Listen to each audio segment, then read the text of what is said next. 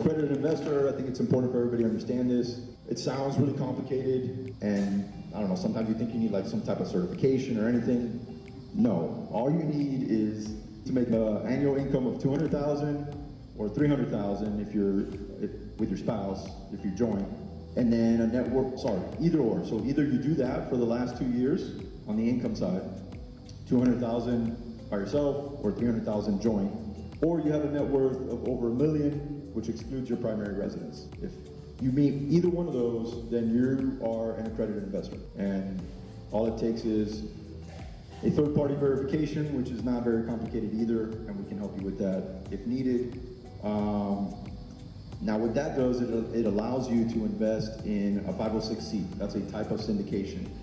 The types that can be marketed to the masses. So if you see somebody putting out marketing for a syndication, it should be a 506c. If it's not, they're gonna be in trouble.